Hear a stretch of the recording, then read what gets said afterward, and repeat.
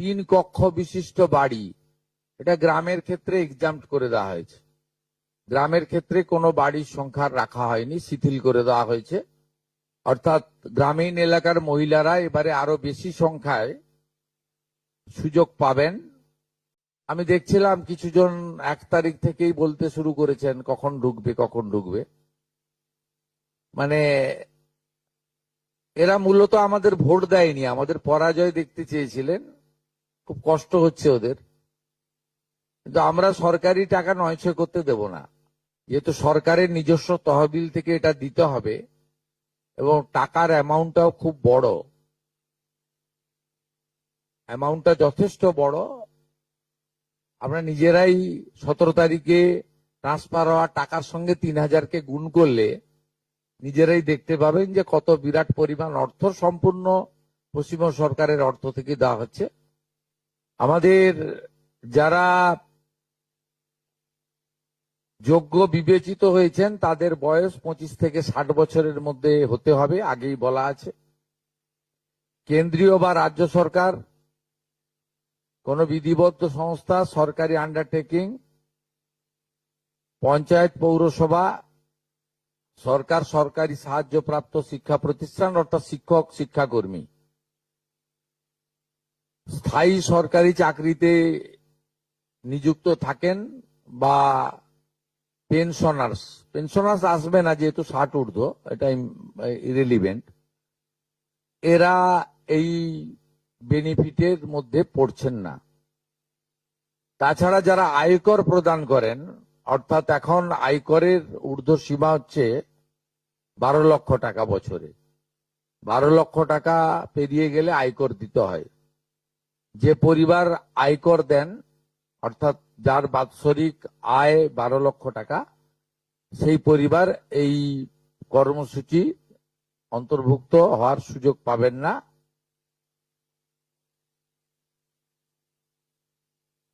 এবং যে মহিলা নিজে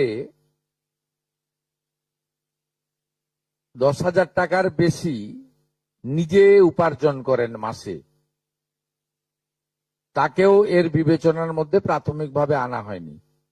কিন্তু এক্ষেত্রে যারা ক্যাজুয়াল, কন্ট্রাকচুয়াল, মানে বাড়ির পুরুষ মানুষরা, তাদের বাড়ির পরিবারের স্ত্রী বা অন্যরা বিবেচিত হবেন।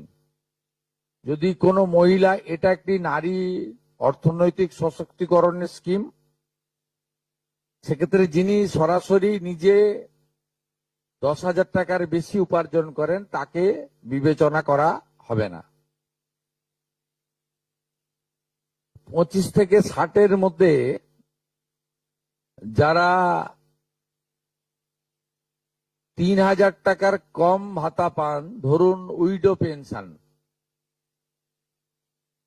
1,500 টাকা এই মাস থেকে হয়েছে, গত মাস পর্যন্ত ছিল 1,000 টাকা, তাদেরকে হায়ারটা দেওয়া হচ্ছে, 3,000 টাকাটাই দেওয়া হচ্ছে অন্নপূর্ণা যোজনাতে। এই ধরনের যত স্কিম 25 থেকে 60 মহিলাদের রয়েছে, যারা 3,000 টাকার কম পান বিভিন্ন ভাতা, তাদেরকে 3,000 টাকার অন্নপূর্ণা যোজনার ভাতাটাই দেওয়া হচ্ছে। এক্ষেত্রে দুটি ক্ষেত্রে আমরা শিথিল করছি। একটা হচ্ছে দিব্যাঙ্গ ভাতা যারা পান তারা দুটো ভাতাই পাবেন।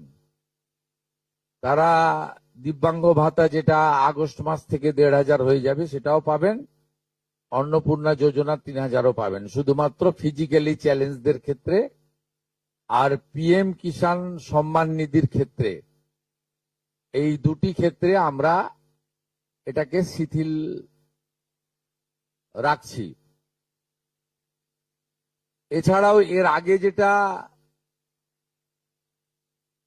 অনেক মহিলার নাম বাদ চলে গেছিল, 3 কক্ষ বিশিষ্ট বাড়ি, এটা গ্রামের ক্ষেত্রে এক্সাম্পট করে দেওয়া হয়েছে। গ্রামের ক্ষেত্রে কোনো বাড়ির সংখ্যা রাখা হয়নি, শিথিল করে দেওয়া হয়েছে। অর্থাৎ গ্রামীণ এলাকার মহিলারা এবারে আরো বেশি সংখ্যায় সুযোগ পাবেন।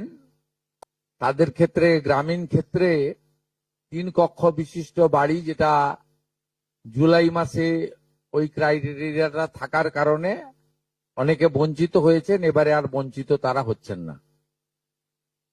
এবং শুধুমাত্র জমির পরিমাণের ক্ষেত্রেও যে 7টি কর্পোরেশন রয়েছে, সেখানে শুধুমাত্র 50 ডেসিমেলের বেশি জমির মালিকানা যারা কর্পোরেশন এলাকা, কলকাতা হাওড়া কর্পোরেশন এলাকা 7টি, পৌর এলাকা এবং গ্রামীণ এলাকাতে ছাড় দেওয়া হয়েছে জমির পরিমাণের ক্ষেত্রে। এর ফলেও আরো অধিক সংখ্যক মহিলা, গ্রামীণ মহিলারা বিশেষ করে এবারে আপনার অর্থ পাওয়ার ক্ষেত্রে সুযোগ পাবেন।